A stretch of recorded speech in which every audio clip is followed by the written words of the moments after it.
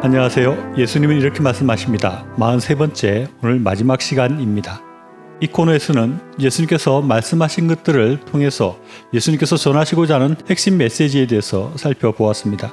저에게는 예수님의 말씀을 전체적으로 조망해 볼 수 있는 좋은 기회가 되고 새롭게 느껴지는 부분들이 많았습니다.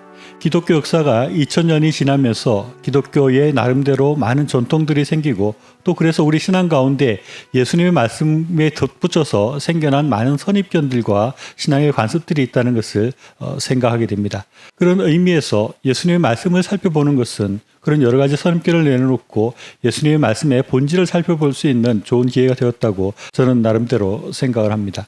저는 개인적으로 가장 크게 저에게 다가온 것은 나의 신앙과 예수님의 말씀이 차이가 있다는 것이고 그것은 예수님께서 내가 생각하는 것보다 훨씬 더 실천적인 신앙을 말씀했다 하는 부분입니다. 제가 보수적인 신학 배경에서 자라고 또 보수적인 신학을 공부했기 때문에 그런 실천을 강조하는 신학에 대해서 조금 반감이 있고 그래서 좀 멀리하는 그런 경향이 있었습니다. 그런데 이번에 예수님 말씀을 살펴보면서 예수님께서 신앙의 행위와 실천을 많이 강조하신다는 생각을 하게 되었습니다. 그렇다고 해서 해방신학이나 사회 참여를 추구하는 그런 신학 태도가 더 좋다고 생각하는 것은 결코 아니지만 우리 보수적인 신앙에서도 예수님께서 실천을 많이 강조하셨다는 부분에 대해서 조금 더 깊이 생각해 볼 필요가 있고 그렇게 실천을 많이 강조하시는 예수님의 모습을 보면서 조금 더 그 말씀들을 깊이 받아들일 필요가 있겠다는 생각을 해보게 되었습니다. 우리가 은혜로 구원을 얻는다든지 사회적 구원보다는 개인의 구원이 더 중요하다 하는 생각을 여전히 갖고 있다 할지라도 우리가 우리의 신앙을 더 삶 가운데 실천해야 된다는 것은 아주 분명한 사실이라고 할 수 있습니다. 예수님은 아주 꾸준히 행위가 없는 믿음에 대해서 책망하셨습니다. 바리새인과 사두개인들 또 대제사장들을 향해서 예수님께서 많이 책망하신 그 모든 것들이 외식하는 신앙이었습니다.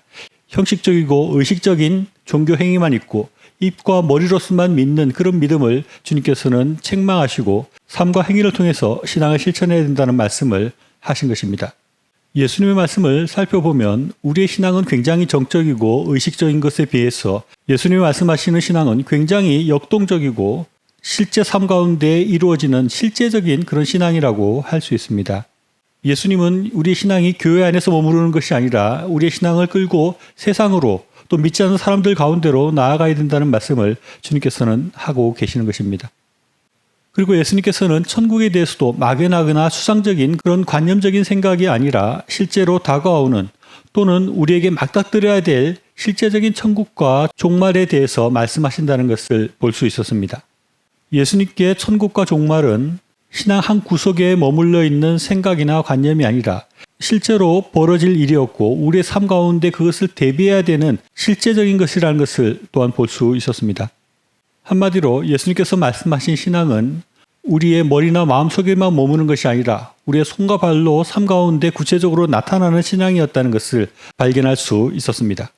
오늘 살펴볼 마태복음 28장의 이 마지막 장에서는 예수님의 부활과 예수님께서 이 세상을 떠나시면서 마지막으로 우리에게 당부하시는 말씀이 기록되어져 있습니다. 먼저 28장 말씀에서는 살아나신 예수님, 부활하신 예수님에 대해서 아주 분명한 그런 기록을 하고 있습니다. 예수님께서 돌아가신 지 3일째 되던 안식 후 첫날에 막달라 마리아를 비롯한 마리아들이 예수님의 무덤에 갔다가 지진이 나고 천사를 만나고 빈 무덤을 보는 그런 경험을 하게 되었습니다.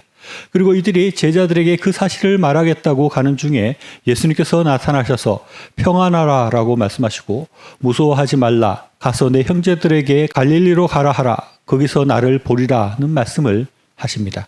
이 예수님께서 부활하신 것에 대한 기사들은 아주 구체적이고 세밀하게 기록되어져 있습니다.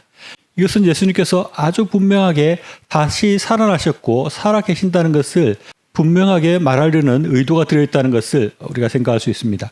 이런 의도는 이어지는 말씀에서도 분명하게 나타납니다.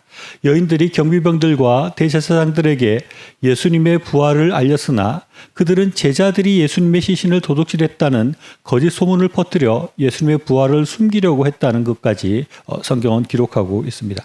사실 예수님의 부활에 대한 기사는 다른 누가복음이나 요한복음에 더 많은 기록들이 있습니다. 그런데 마태복음에서는 비교적 짧게 예수님의 부활에 대해서 간결하게 기록하고 마지막 예수님의 지상명령을 기록하고 있습니다. 이것은 이 예수님의 마지막 말씀이 아주 중요하다는 것을 부각하는 것이라고도 할 수 있습니다. 소위 예수님의 지상명령 또는 예수님의 최후의 유언이라고 하는 말씀을 주님께서 이미 예고한 갈릴리 산에서 말씀하십니다. 하늘과 땅의 모든 권세를 내게 주셨으니 그러므로 너희는 가서 모든 민족으로 제자를 삼아 아버지와 아들과 성령의 이름으로 세례를 베풀고 내가 너희에게 분부한 모든 것을 가르쳐 지키게 하라. 볼지어다 내가 세상 끝날까지 너희와 항상 함께 있으리라. 마태복음에서는 이 말씀을 제일 마지막에 배치함으로 이 말씀이 마태복음의 결론과 같은 것이라는 것을 말하고 있습니다. 실제로 이 말씀이 마태복음의 결론이고 예수님께서 이제까지 말씀하신 것들을 마무리하면서 당부하는 말씀이라고 할 수 있습니다. 28장 말씀을 보면 예수님께서 부활하셨다는 말씀을 간략하게 말을 하고 바로 이어서 이 지상명령을 말하고 있는데 어떻게 보면 연결이 좀 부자연스럽다는 생각을 할 수도 있습니다.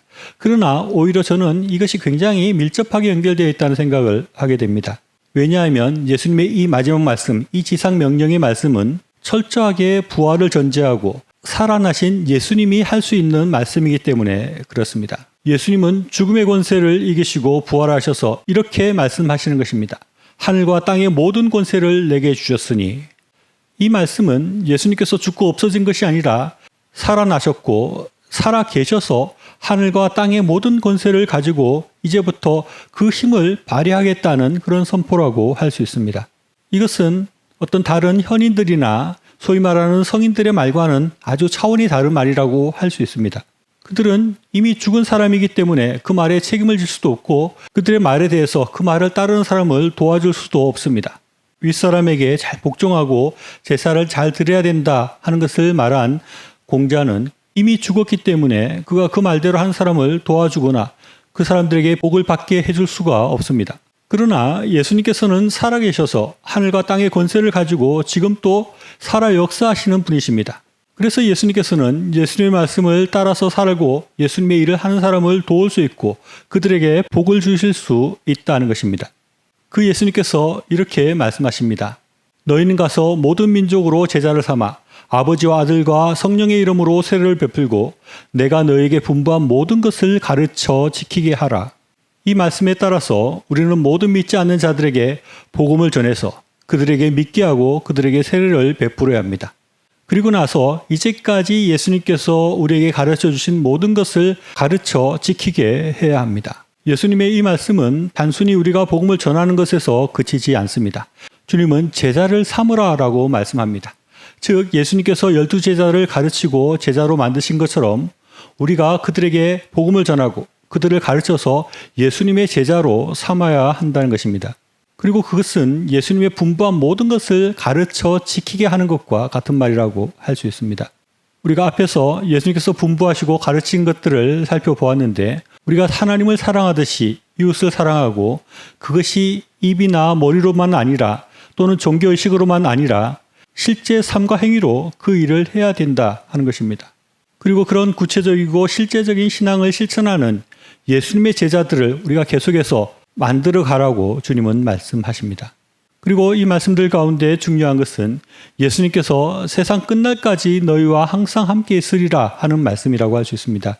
예수님께서는 이렇게 하라, 이렇게 살라라고만 말씀하시는 것이 아니라 하늘과 땅의 모든 권세를 가지고 우리 하는 사역들을 돕겠다고 말씀하시고 우리와 함께 계시겠다고 약속하고 계시는 것입니다. 저는 이 마태복음을 통해서 예수님의 말씀을 살펴보면서 그 모든 말씀의 결론이 28장 18절로 20절 말씀이 되어야 된다고 생각합니다. 그런데 그 중에서도 핵심적인 말씀은 내가 세상 끝날까지 너희와 항상 함께 있으리라 라는 말씀이라고 생각합니다. 예수님께서 왜 우리와 항상 함께 계십니까? 우리를 보호하시고 우리를 도와주시기 위해서 주님께서 함께 하시는 것이기도 하지만 예수님은 우리에게 복음을 전하고 세례를 주고 예수님의 분부한 모든 것을 가르쳐 지키기 위해서 또 다른 제자들을 삼는 일, 또 하나님께서 우리에게 주신 일, 즉 소명을 이루어가는 일을 돕고 이끌어 주시기 위해서 우리와 함께 계시는 것이라고 우리가 생각할 수 있습니다. 우리 주님께서는 우리와 같이 사역하시기 위해서, 우리가 사역하는 것을 돕기 위해서, 우리가 사역하는 것을 이끌어 주시기 위해서 우리와 함께 계신다는 것을 우리가 분명하게 생각하고 우리 마음속에 새겨야 하겠습니다. 때때로 신앙이 종교적인 의식에만 머물고 말과 생각은 주님을 따른다 하지만 실제 우리의 삶과 행위에서는 예수님의 가르침과 거리가 먼 삶을 살고 있는 사람들에게 예수님께서는 이렇게 말씀하십니다. 내가 분부한 모든 것을 행하고 또 다른 사람들에게 가르쳐서 나의 사역을 이어받는 제자들을 만들어라. 내가 세상 끝날까지 너희와 항상 함께 있으리라. 시청해 주셔서 감사합니다.